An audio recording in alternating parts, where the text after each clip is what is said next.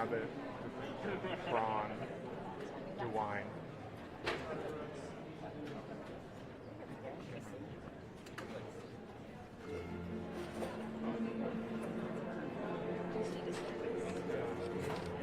The second row, third in.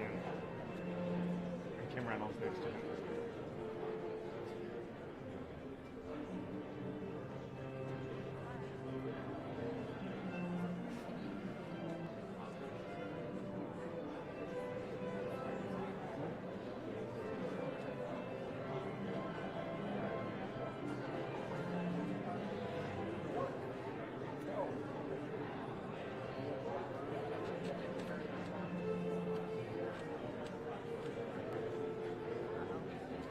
Yes, we can. I'm coming back here. Okay. And so are you. Yeah, I was teasing. Ask him where he'll be when you sign. Where will you be when you sign? Like right here. Like where? Here. Right here. Okay.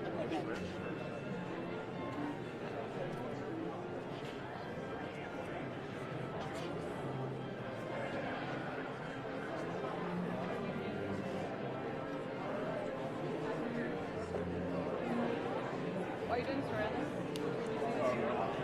Yeah. She's over there. She was already in here when we got in. It's just kind of weird. She was over there.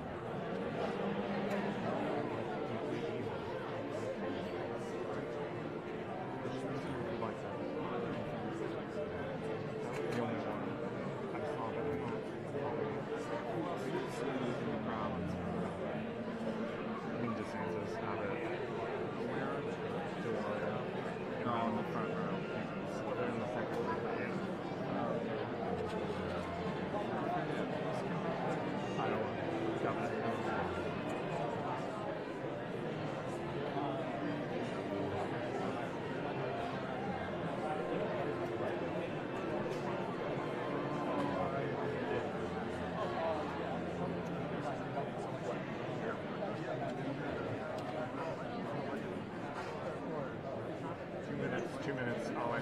2 minutes? Oh. 2 minute warning.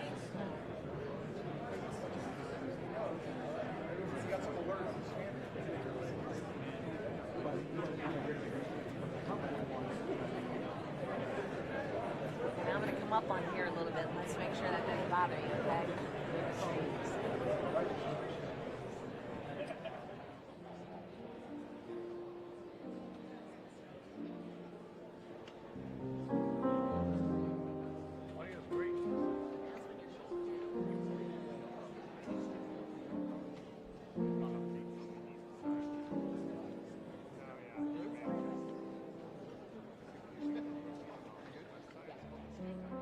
Now, how about you?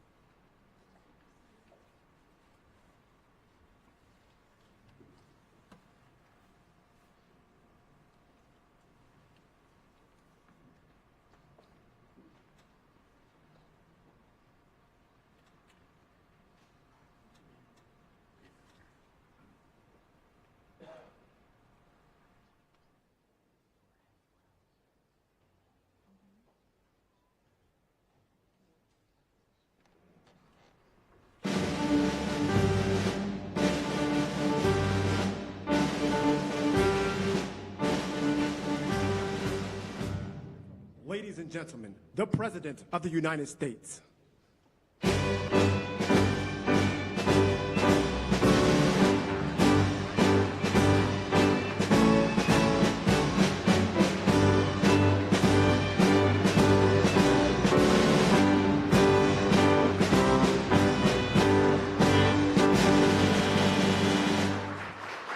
Well, thank you very much.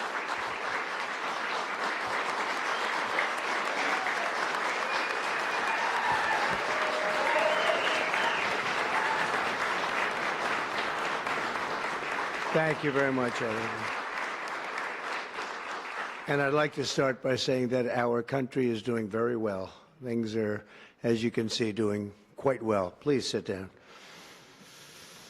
Before we begin, I just want to announce that I signed a proclamation a few moments ago honoring the 250th anniversary of Patrick Henry's famous speech to the Second Virginia Convention, in which he declared very well-known, very famous words, "Give me liberty or give me death." Has anyone heard the phrase? I think most of you have.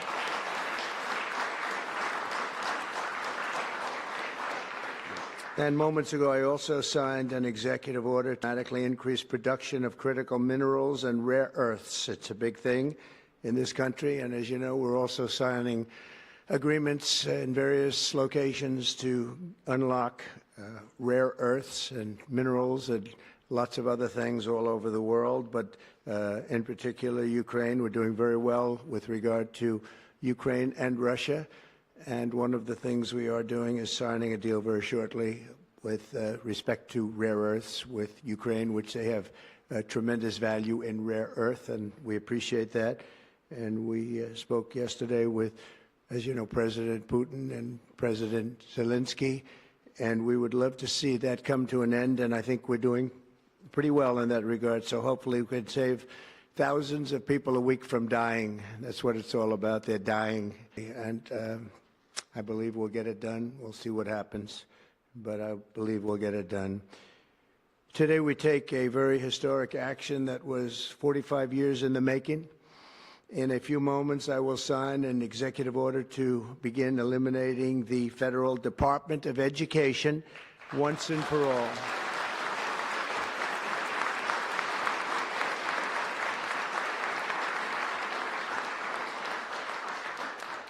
And it sounds strange, doesn't it? Department of Education, we're going to eliminate it, and everybody knows it's right. And the Democrats know it's right, and I hope they're going to be voting for it, because ultimately it may come before them, but everybody knows it's right, and we have to get our children educated. We're not doing well with the world of education in this country, and we haven't for a long time. And we're pleased to be joined today by the woman who I chose because she's an extraordinary person, and hopefully she will be our last Secretary of Education, Linda McMahon. Linda, thank you. Thank you very much. That's another interesting statement. It's an interesting opening, right? But it's true, and people, it's been amazing how popular this has been. I tell people that this is what I'm doing today, and they say, oh, it's about time. Everybody says it. Republicans and Democrats have said it. They're all saying it. Also with us are some terrific people. Governors Greg Abbott. Greg, thank you very much. Governor Ron DeSantis, thank you very much, Ron. Mike Braun, congratulations on your victory, Mike. That was a big one. Mike DeWine, thank you very much, Mike. Jeff Landry. Jeff, thank you very much, Jeff. Bill Lee, thank you. Governors, all governors. Brad Little. Brad, thank you very much. Hi, Brad. Jim Pilan, thank you very much, Jim. And Kim Reynolds. These are all people very interested in education. And I even see Dan Patrick over there, my friend Dan Patrick. We're joined also by Representatives Tim Walberg and Virginia Fox, Rick Allen, Michael Rulli, And again, Dan Patrick, thank you very much, Dan. You've been a great friend of ours. And State Attorneys General Ken Paxton. Ken, I see you there. Andrew Bailey. Andrew, what a job you've done, Andrew. You have some good cases going. You've done a great job. Thank you very much. And co-founder of Moms for Liberty, Tiffany Justice. She's been a hard worker. Thank you. Thank you, Boo. Thank you, Tiffany. When President Carter created the Federal Education Department in 1979, it was opposed by members of his own cabinet, as well as the American Federation of Teachers, the New York Times editorial board, and the famed Democrat Senator Daniel Prick Moynihan. History has proven them right, absolutely right. After 45 years, the United States spends more money on education by far than any other country, and spends likewise by far more money per pupil than any country, and it's not even close. But yet we rank near the bottom of the list in terms of success. It's an amazing stat. Those are two stats you don't want: the most money spent per pupil, and you're at the bottom of the list. And that's where we are, like it or not, and we've been there for a long time. 70% of 8th graders are not proficient in either reading or in math. 70%. 40% of 4th graders lack even basic reading skills, can't read. Students in our public elementary and middle schools score worse in reading today than when the department opened, by a lot. In Baltimore, 40% of the high schools have 0 students who can do basic mathematics. Not even the very simplest of mathematics. I said, give me your definition of basic, and they're talking about like adding a few numbers together. Despite these breathtaking failures, the department's discretionary budget has exploded by 600% in a very short period of time, and it employs bureaucrats in buildings all over Washington, D.C. And as a former real estate person, I will tell you, I ride through the streets of Washington, and it says Department of Education, Department of Education. I said, how do you fill those buildings? It's crazy what's happened over the years. I'm pleased to report that after offering these federal employees 2 generous buyout options, and they were very generous, and they're good people, but they were very generous. My administration has initiated a reduction in force, and we're already cutting numbers that were really surprising to a lot, that we were able to do it so successfully. And we've cut the number of bureaucrats in half. 50% have taken office, which is great. Thank you. Under the action I'm taking today, a small handful of Democrats and others that we have employed for a long time, and there are some Republicans, but not too many, I have to be honest with you. But the department's useful functions, and such as, and they're in charge of them: Pell Grants, Title I funding, resources for children with disabilities and special needs will be preserved, fully preserved. They're all going to be so. If you look at the Pell Grants, it's supposed to be a very good program. Title I funding and resources for children with special disabilities and special needs, they're going to be preserved in full and redistributed to various other agencies and departments that will take very good care of them. And that's very important to Linda, I know, and it's very important to all of us. But beyond these core necessities, my administration will take all lawful steps to shut down the department. We're going to shut it down, and shut it down as quickly as possible. It's doing us no good. We want to return our students to the states, where just some of the governors here are so happy about this. They want education to come back to them, to come back to the states, and they're going to do a phenomenal job. You know, if you look, Denmark, Norway, Sweden, I have to tell you, I give them a lot of credit. China's top 10. And so we can't now say that bigness is making it impossible to educate, because China is very big. But you have countries that do a very good job in education. And I really believe, like some of the governors here today, from states that run very, very well, including a big state like Texas, but states that run very well are going to have education that will be as good as Norway, Denmark, Sweden, and those top, Finland, those top countries that do so well with education. I think they'll do every bit as well And what do you think about that, Governor? Do you agree? Huh? I think so. Ron, do you agree? I think so. Florida? Iowa? That's right. I really believe that. They'll be as good as any of them. And then you'll have some laggards, and we'll work with them. And we can all tell you who the laggards will be right now, probably, but let's not get into that. But we'll work with them, and we're going to make them, they'll do a job. I think they'll do a job, and they'll go to sections of the state. For instance, New York, you'll have a Manhattan, and you'll have a Suffolk County, and you'll have Nassau County, and you'll have Westchester County. You'll do 4 or 5 or 6 of them. You have upstate New York, and those counties, I think, are going to do very well. And I think ultimately Manhattan should do very well. But we'll break it down into sections, and I think it'll be really, really good. And they're going to be probably the tougher ones, but I think they have a chance to do really well. But we're going to be returning education very simply back to the states where it belongs, and this is a very popular thing to do, but much more importantly, it's a common sense thing to do, and it's going to work. Absolutely, it's going to work. And I can tell you from dealing with the governors and others in the state, they want it so badly. They want to take their children back and really teach their children individually.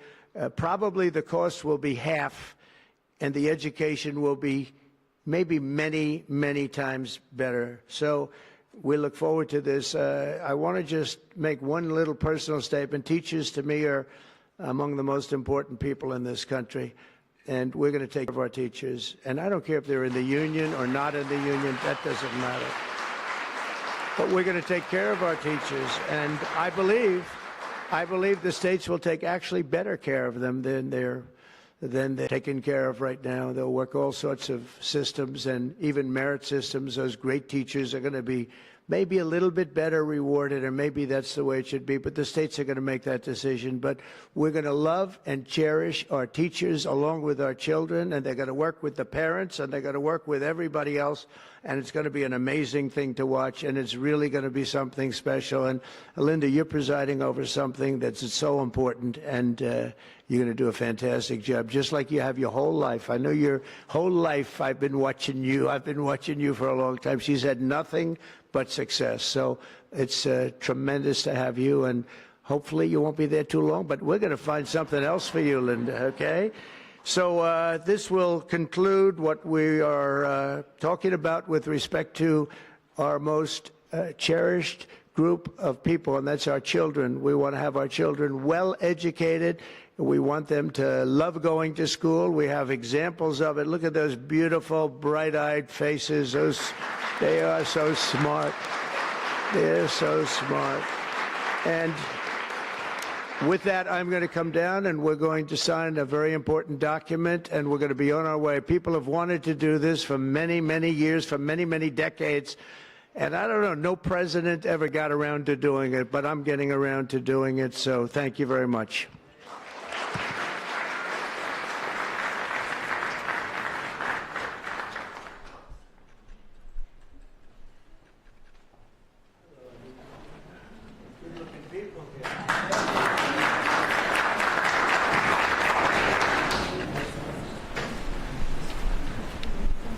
Should I do this? I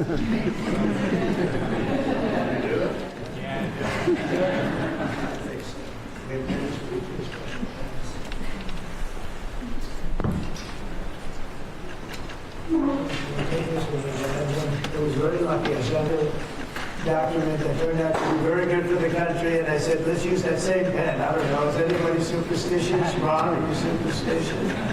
Let's use that same pen.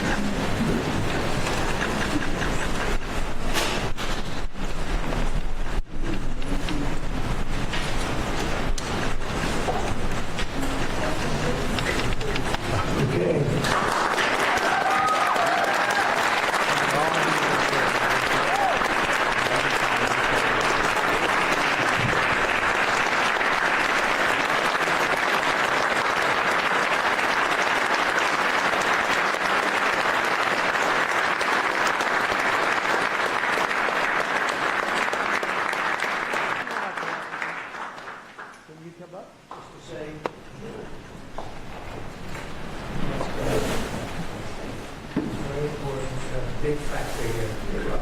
Good luck, son.